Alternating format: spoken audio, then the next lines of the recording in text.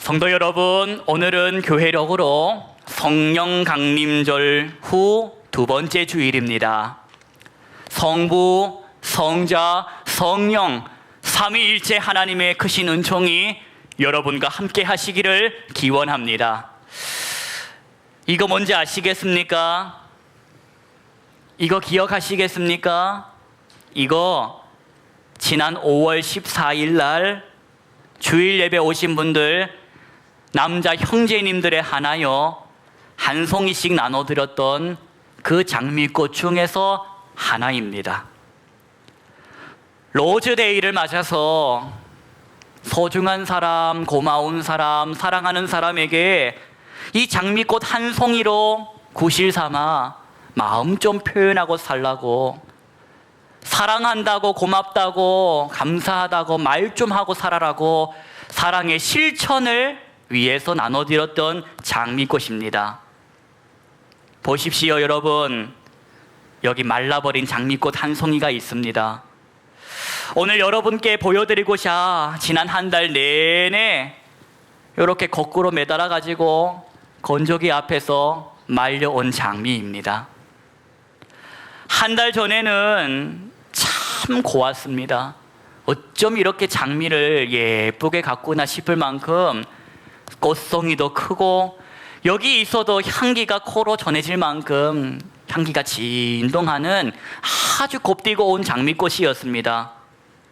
그런데 한 달 만에 그 생명의 기운 다 어디 갔습니까? 누가 가져갔습니까?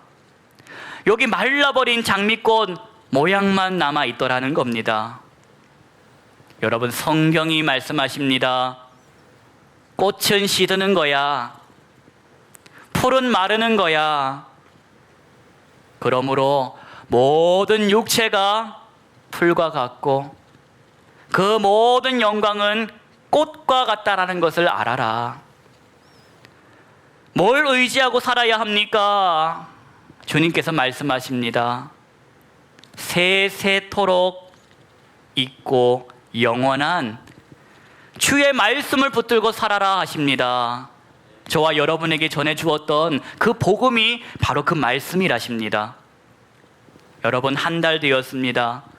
시간이 얼마나 빨리 가는지 모릅니다. 한 달 동안 놀고 먹은 사람 계십니까? 나 한 달 동안 작정하고 놀고 먹었다. 제가 보기에 한 달 동안 놀고 먹은 사람 아무도 없으시고 뼈 빠지게 수고하고 애쓰신 여러분의 얼굴입니다. 여러분, 다 수고하고 고생하고 사셨을 것인데 한번 여쭤보겠습니다. 무슨 수고하고 사셨습니까? 이 장미꽃 붙잡고 시들지 말라고, 마르지 말라고 주문을 외우면서 살지는 않았을까? 이 얼굴 주름지지 말라고 두들기며 살진 않았을까? 여러분, 말라버릴 장미꽃 붙들 시간에, 늙어버릴 얼굴 두들길 시간에 우리가 해야 할 것 하십시다. 뭘 해야 하느냐? 썩어질 것 붙잡고 썩지 마라 주문 외우지 말고 썩지 않는 것 붙잡고 살자는 것입니다. 수고하셨을 겁니다. 지난 한 달 살아내느시라고, 돈 버시느라고, 가족들 이끄시느라고, 맡겨진 삶의 선교지에서 그 일 쳐내시느라 수고 많으셨을 겁니다. 사는 게 수고로운 겁니다. 그런데 기왕지사 해야 할 수고라면, 우리 해야 할 수고라면 헛수고하지 말고 하나님께서 기뻐하시는 그 수고 한번 해보고 살자는 겁니다. 하나님께서 기뻐하시는 수고는 사랑의 수고입니다. 예수 그리스도께서 보여주셨던 그 살리는 수고를 하나님께서 기뻐하신다라는 겁니다. 주님 말씀하십니다. 수고하고 무거운 짐진 자들아 내게로 오라십니다. 쉬게 해주시겠답니다. 그런데 이 말은 평생을 놀고 먹게 해주시겠다라는 말이 아닙니다. 평생을 넘어서 영원까지 놀고 먹게 해주시겠다라는 그런 말씀이 아니라 그동안 헛고생 헛수고하느라 그렇게 거덜나버리는 인생들아 와서 이제는 헛수고 헛고생하지 말고 예수께서 보여주신 그 참 수고, 사랑의 수고 하자라는 말씀이십니다. 오늘도 이 시간 하나님이 저와 여러분에게 허락하시는 말씀을 통해 헛고생 좀 그만하고 참된 고생, 사랑의 고생을 함께 하자고 호소하시고 말씀하시는 하나님 아버지의 마음을 배우시고 담으시고 닮으시기를 축복합니다. 하나님 우리 아버지와 주 예수 그리스도로부터 오는 은혜와 평강이 이 시간 선포되는 말씀을 통하여 여러분의 심령 그릇에 임하시기를 축원합니다. 예수님께서 길을 지나가시다가 보십니다. 세관에 앉아서 일하고 있는 세리 마태를 보십니다. 그리고는 말씀하십니다. 날 따라와. 그러자 마태가 그 앉아있던 자리에서 부르심을 받아가지고 보여준 모습은 일어나서 예수를 따랐다라고 합니다. 예수를 따르는 예수의 제자가 된 것입니다. 마태가 예수님을 식사 자리로 초대합니다. 식사를 대접합니다. 그런데 그 식사 자리에는 누가 있는가 하니 마태와 같이 세리들이 거기 있었고 곧 죄인들이 그 자리에 동석했다라는 것입니다. 그 모습을 바리새인들이 보고 한마디를 합니다. 그런데 그 한마디를 예수님께 직접 하지 않고 예수님의 제자들에게 합니다. 뭐라고 하느냐? 어찌해서 네 선생은 세리와 죄인들과 함께 잡수시느냐? 이 말을 제자들에게 소곤소곤하지 않고 대놓고 들으라는 식으로 했나 봅니다. 왜? 예수님께서 그 소리를 들으시고 직접 대답해 주셨기 때문입니다. 어째서 너희 선생은 죄인과 세리와 함께 식사하느냐? 이에 예수님께서 그 바리새인들에게 대답하십니다. 뭐가 잘못됐냐? 난 지금 내가 해야 할 일을 하고 있다. 내가 의인을 부르러 온 줄 아느냐? 난 죄인을 부르러 왔어. 그러자 이번에는 세례 요한의 제자들이 예수님께 와서 이렇게 말합니다. 어째서 당신의 제자들은 우리처럼 금식하지 않고 먹고 마십니까? 이에 예수님께서 그리 물어오는 세례 요한의 제자들에게 말씀하십니다. 야, 지금이 금식할 때냐? 지금은 금식할 때가 아니라는 겁니다. 슬퍼할 때가 아니라는 겁니다. 신랑이 잔치를 베풀었고 그 잔치에 와서 은혜를 받았으면 받은 은혜에 기뻐하고 즐거워해야 하지. 그러면서 두 가지를 비유로 말씀하십니다. 멀쩡한 천이 있다. 그쵸? 그 멀쩡한 천을 헤어진 낡은 옷에 기우는 것이 맞냐? 여기 새 포도주가 있다. 이 새 포도주를 낡은 가독 부재대에 넣는 것이 맞냐? 이게 무슨 말입니까? 난 지금 당연한 일을 하고 있는데 그걸 왜 묻냐는 겁니다. 상식적인 것을 묻는 의도가 뭐냐라는 겁니다. 잔치를 신랑이 베풀었는데 그 초청을 받아가지고 잔치 자리에 왔으면 슬퍼하는 게 맞냐? 기뻐하고 즐거워하는 게 맞지. 기쁨을 누리라는 겁니다. 그런데 바로 그때 예수께서 이 말씀을 하실 때에 어떤 사람이 찾아옵니다. 그 사람이 누구입니까? 그 사람은 바로 오늘 본문에 등장하는 그 사람입니다. 한번 보실까요? 마태복음 9장 18절 말씀 보실 터인데 18절과 19절 두 구절 말씀만 저와 여러분이 합독하시겠습니다. 예수께서 이 말씀을 하실 때에 한 관리가 와서 절하며 이르되 내 딸이 방금 죽었사오나 오셔서 그 몸에 손을 얹어 주소서. 그러면 살아나겠나이다 하니 예수께서 일어나 따라가심에 제자들도 가더니. 한 관리가 예수님을 찾아와가지고 지금 딸이 죽었다고 합니다. 언제 죽었나? 조금 전에 방금 죽었답니다. 그러면서 하는 말이 오셔가지고 죽은 딸 그 몸에 손을 좀 얹어달라고 합니다. 왜? 그러면 살아나겠나이다. 우리 마가복음이나 여기 누가복음을 통해서 보면 오늘 이 예수님께 나온 사람의 정체를 조금 더 공개하시는데, 이 사람은 바로 회당장 야이로라는 사람이며 그 딸이 12살 된 아이인데, 마가복음이나 누가복음을 보면 숨 넘어가기 일보 직전이라고 합니다. 마태복음은 방금 죽었답니다.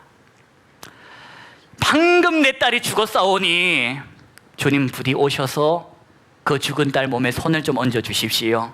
그러면 살아나겠나이다. 20절 보실까요?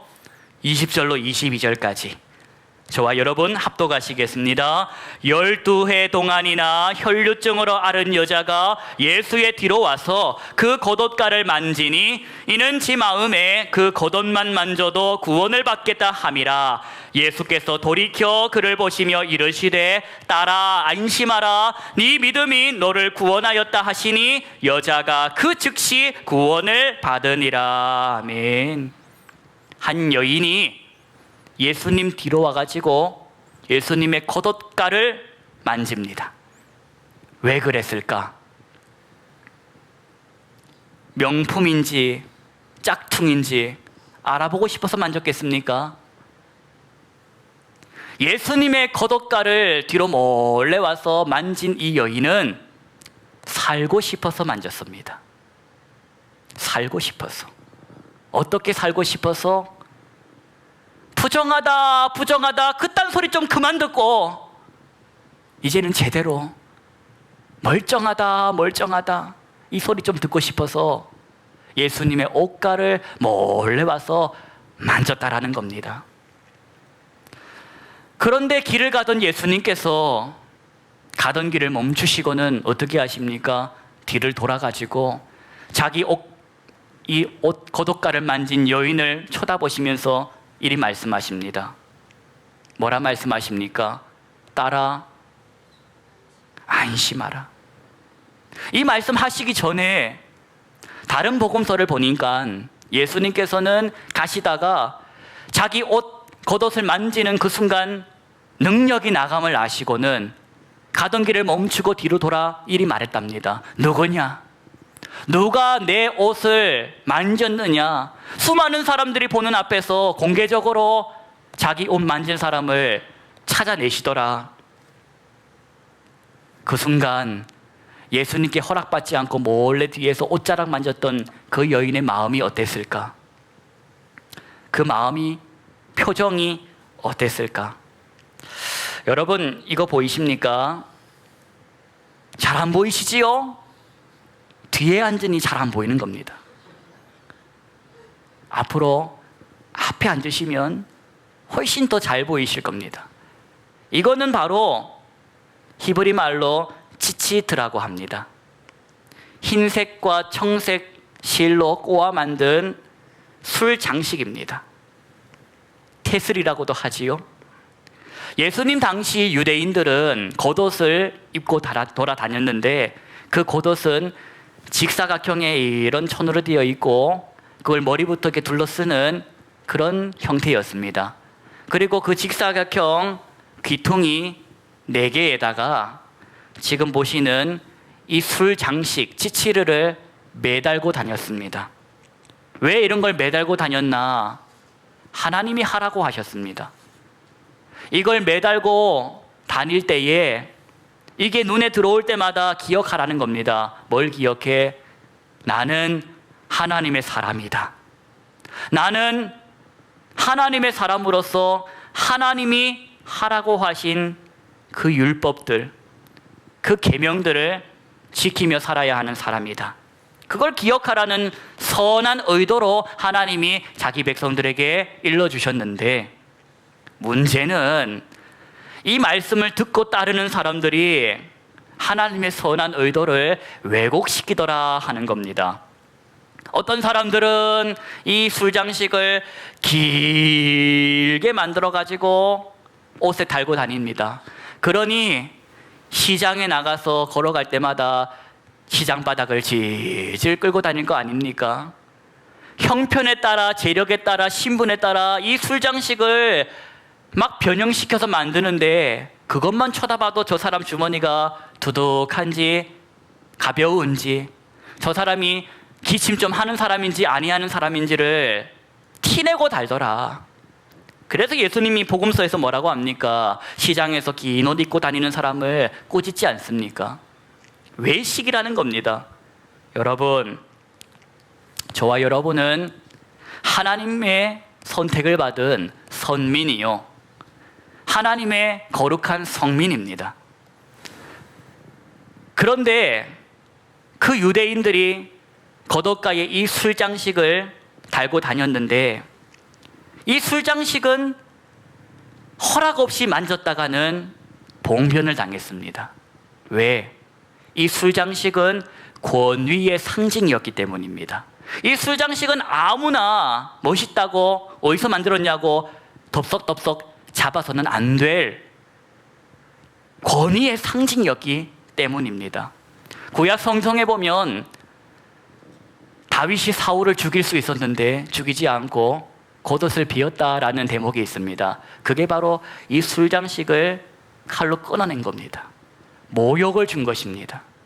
치명적인 권위를 손상시킨 그런 행동이었다라는 겁니다. 마치 남성의 수염, 그걸 함부로 잡고 흔들지 못하는 것처럼 이 술장식은 허락 없이 만져서는 안 될 그런 술장식이었다라는 겁니다.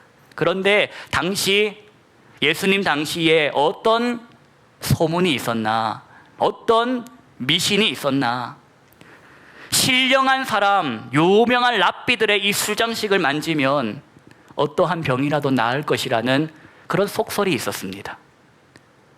돌 하루방 코를 만지면 아들을 낳을 것이라는 속설처럼 유명하고 신령한 영적 지도자들의 그 술장식을 만지면 나도 영험해지고 신령해진다라는 그런 미신들이 그 당시 문화 속에 있었다라는 겁니다.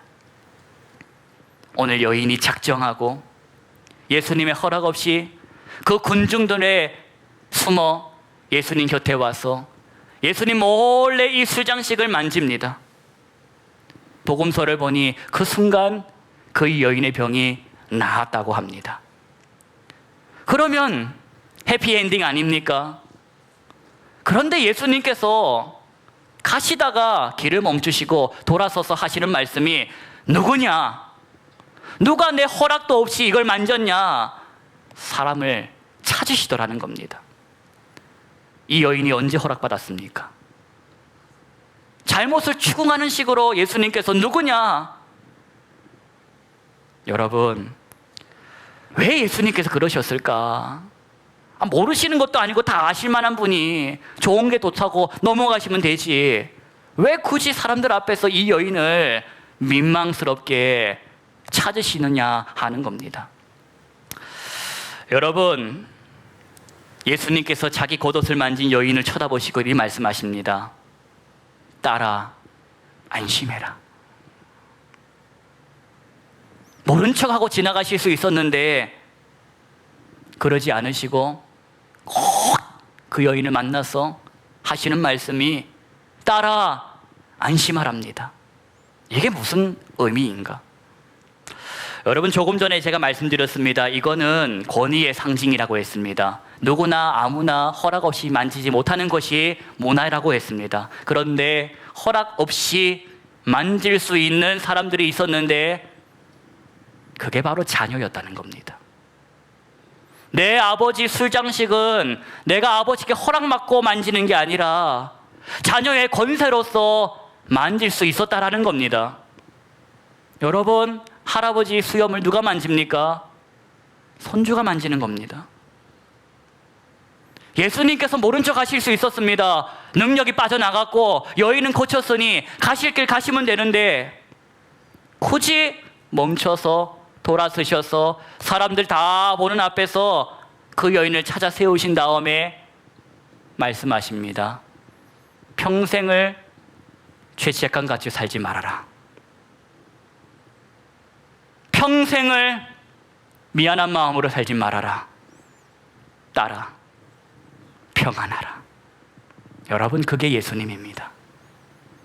몸 고쳐주신 것으로 끝이 아니라 평생을 눌린 마음으로, 무거운 마음으로 살지 않도록 그 마음까지도 치료해 주시는 분이 누구라? 저와 여러분의 주님이신 예수님이시라는 겁니다.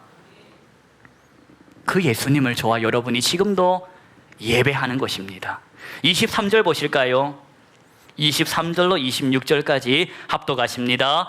예수께서 그 관리의 집에 가서 피리 부는 자들과 떠드는 무리를 보시고 이르시되 물러가라, 이 소녀가 죽은 것이 아니라 잔다 하시니 그들이 비웃더라. 무리를 내보신 후에 예수께서 들어가서 소녀의 손을 잡으심에 일어나는지라. 그 소문이 그 온 땅에 퍼지더라. 초상집에 왔습니다.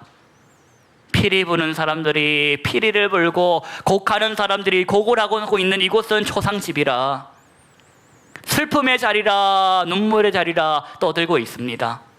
예수님께서 그 모습을 보시고 말씀하십니다. 다 나가라, 물러가라. 이 소녀는 죽은 게 아니라 잠들어 있는 것이다. 이 말씀을 들은 사람들이 보여준 반응은 무엇이었습니까?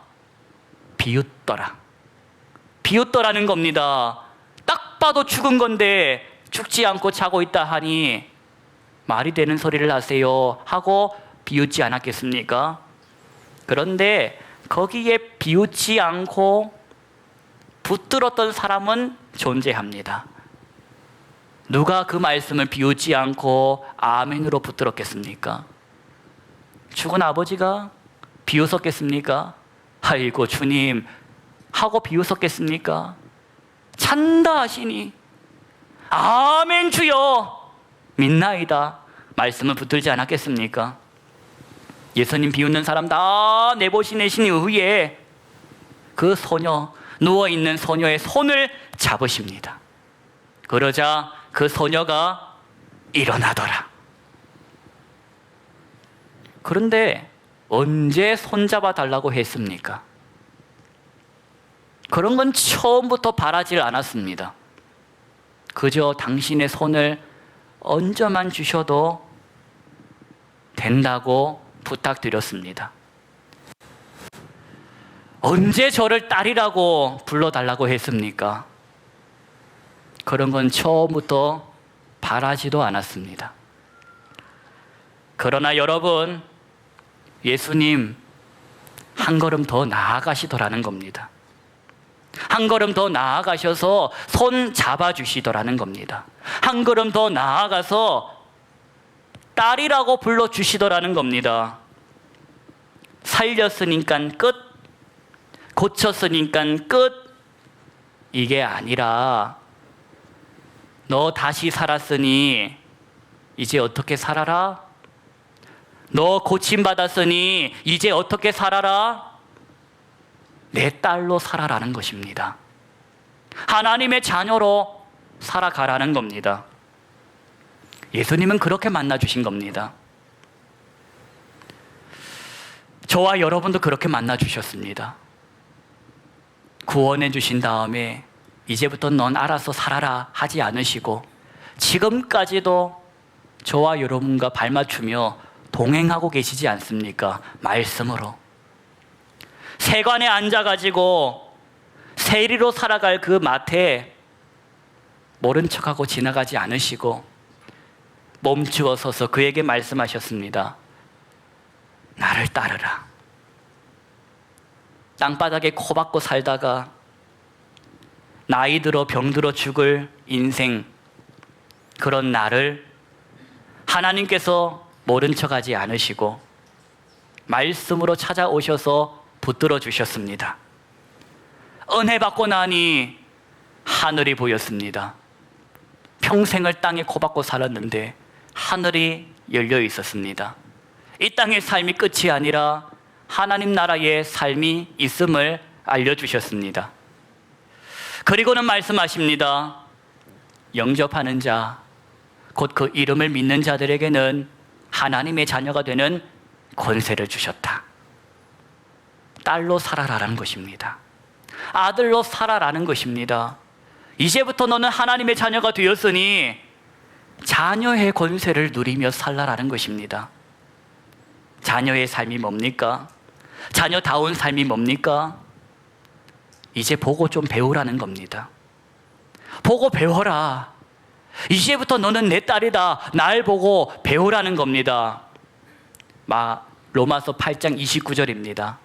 하나님이 미리 아신 자들을 또한 그 아들의 형상을 본받게 하기 위하여 미리 정하셨으니 이는 그로 많은 형제들 중에서 맏아들이 되게 하려 하심이니라.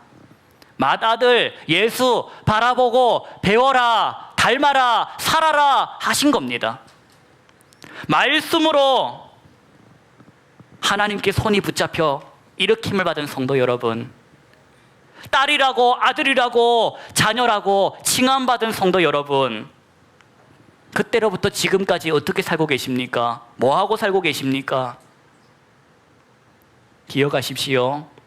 하나님은 지금도 성령을 통해서 잠들어 있는 영혼 그 손 잡아 일으키고 계십니다. 하나님께서는 지금도 성령을 통해서 병들어 있는 그 영혼 그 마음까지 치료하고 계십니다.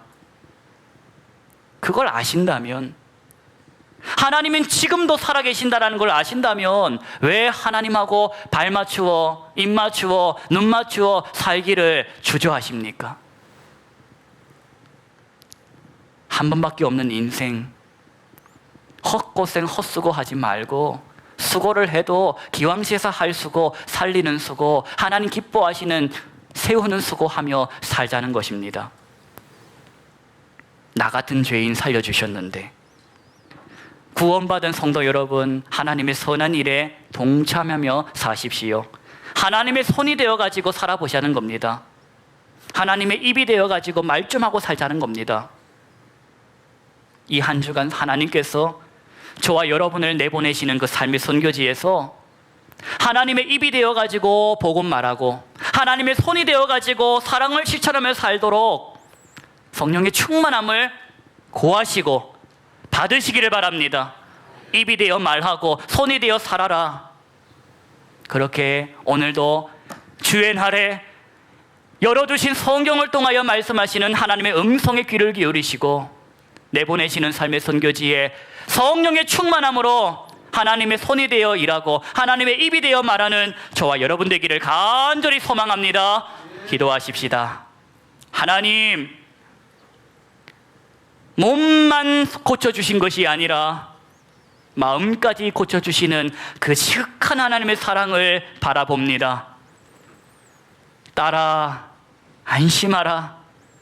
평생을 죄책감 가지고 평생을 무거운 마음 가지고 살지 말고 너는 나의 딸이라, 너는 나의 아들이라, 아버지 하나님을 자랑하며 주님과 함께 발맞추고 살자.